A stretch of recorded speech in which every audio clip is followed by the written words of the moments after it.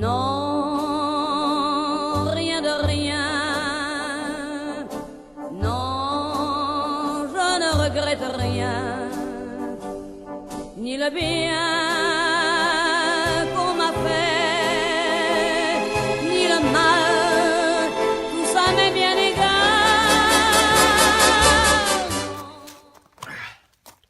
So I have no idea what French Canadian music is. You know, I would have used it, but it's French. Like, that's good. For an American, that's really good, right? That's really close. So I found this on the internet.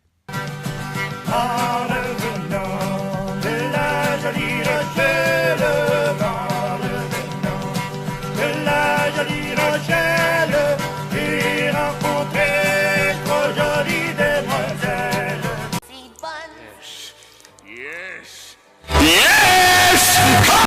So today we're going to review, if you want to call it that, or take a look at the work of a master craftsman from Joliette, Quebec, who did some axe restorations for me. They're just amazing, and he deserves a video. He really does. This is why we're doing the video. He just deserves it, and people should see the good stuff he does. So his name is EMile Bournival, and he's French Canadian. If you can, obviously, we're saying this. And he restored 2 axes for me that are just spectacular. They're really, really great. I want to show them out, check them out, and show you what he made here. So the first is one of these Finnish socketed axes. All right, very different.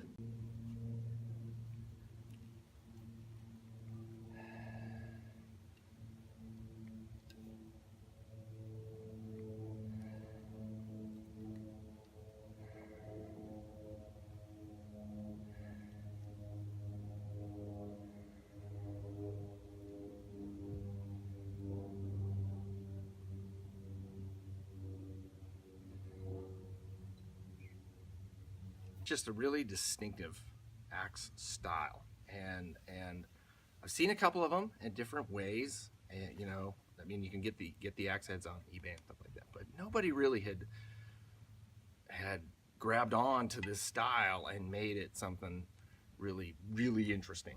You know, they were interesting, but he made it really interesting. And a lot of it is the handles he carves himself. So these are hand carved handles, and the shape is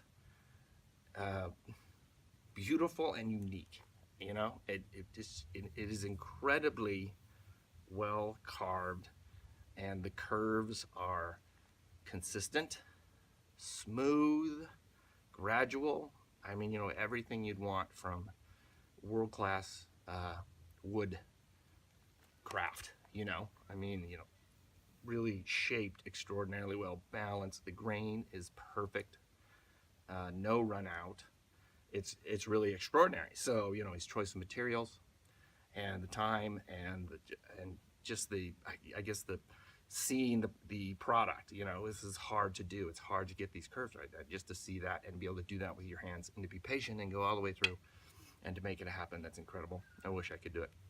And there's also the way these are hafted. I mean, totally different than every other axe I've ever seen. You know, you've got this really tiny eye that's smaller than the collar of the axe, and so it goes in like a wedge, and it would just completely counterintuitive to how you would shape an eye, right? I mean, so the centrifugal forces want the axe head to fly off the top, and it doesn't, you know, because of the tightness of how you haft it. You know, it's got to be really, really tight, and then you've got to have great wedge at the top. You've got to expand that wood at the top, and I've never seen anyone really do it as well as EMile like this. I mean, so he's got 3 wedges in there, you know. So he goes horizontally, which is the way most axes are hafted. Just that's it. You just put 1 wedge in, and then he goes this way, perpendicular to it, to add more pressure, and then he drives a wedge in, you know, a really interesting wedge, kind of double cross. I don't even know what that's called, but it drives it in perfectly, and then he, you know, sands it off and puts it down. So there's probably a lot of material at the top he takes off just to make this right. It's incredible, the amount of effort, and, you know, no damage to the head at all. So it is it really is sharp. I mean, we could do the paper thing. It's on the internet everywhere. We could do that, but it's really sharp, and you can feel it. Okay, so this was the first axe. I just bought this one. I just had it up there, and it has an Etsy or eBay and stuff, and I was just like, oh, I gotta have that. Okay, so I bought it. I was like, wow, that's really sweet, and very top heavy. That's the thing. Like, this is, you can feel it, and if it wasn't so awesome, you know, I'd go try to destroy it, but there's no way. It's not gonna happen, right? But so I had him do something else, right? Because I was impressed, and I was like, well, let's do something really, really special for axes, right? So I wore my shirt, and what I did is I went on eBay and I bit the bullet. Ouch, yeah. But you should have seen this Black Raven Connecticut pattern, all right? Although Australians have told me it's a Tasmanian pattern. Nobody knows the difference. Nobody knows the difference. Anyways, so I got this Black Raven Connie. And it was pretty beat up. That's how I could afford it, because it was massacred, all right? So you can see here, yeah, this was it in its original. And whoever had this axe, he beat the crap out of this axe. This pole is so mushroomed, like, just, that's all. And I think that's all he used it for, because the edge was great. So the bit, you know, the bevel and everything on the edge side was really sweet. So I thought, oh, I'm gonna go for it, and I got it. And I sent it to Emile. I said, Emile, dude, fix this up. So, and this is what he did.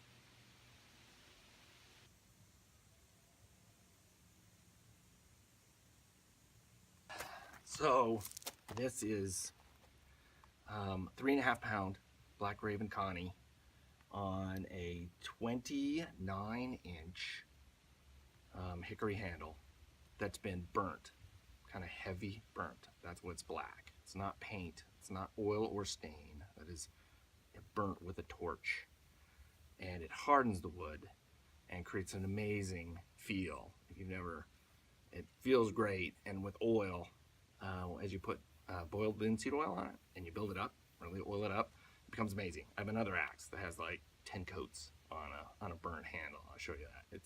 It's amazing axe.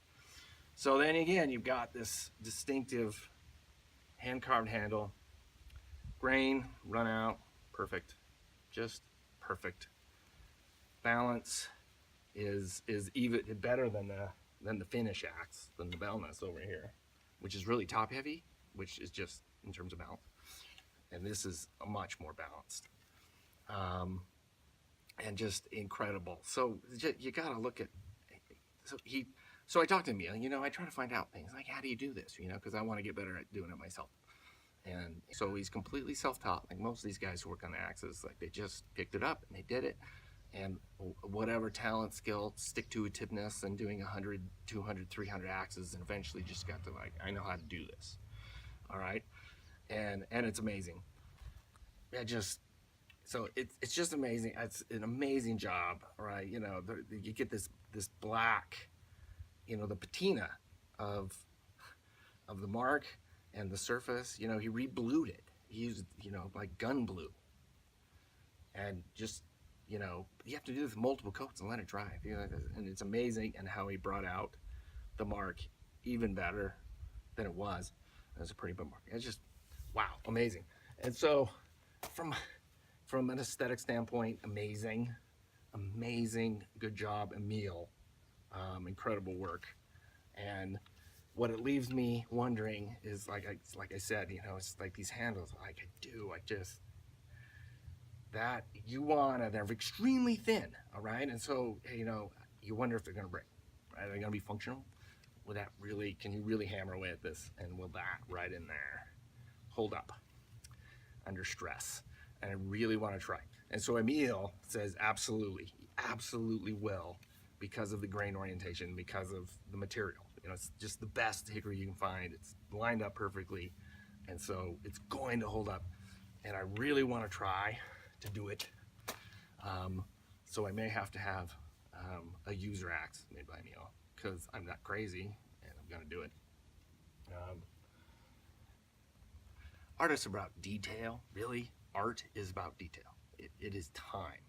Like, time usually equals art. No, scratch that. That is not universally true. Time equals art. There's a lot of things you spend a lot of time and still suck at. All right, but it's the little things. So, you know, totally dig EMile's maker's mark. These 3 mushrooms, not typical of like what axe guys do.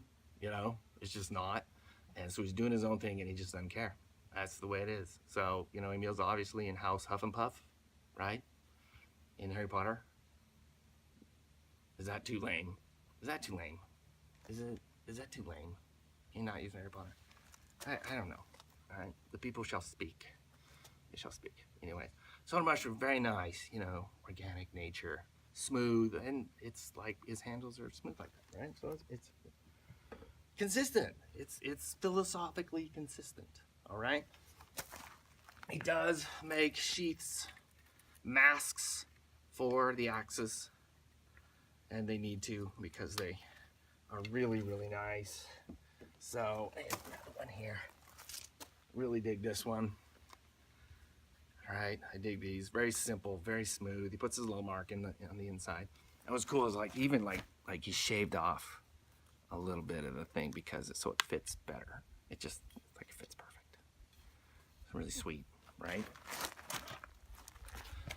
Details, craftsmanship, patience, and, you know, love. That is what does it. And that's how you make this stuff. So, I hope you enjoyed that. All 30 other axe people in the world, all right? And EMile, especially for you, did a really good job.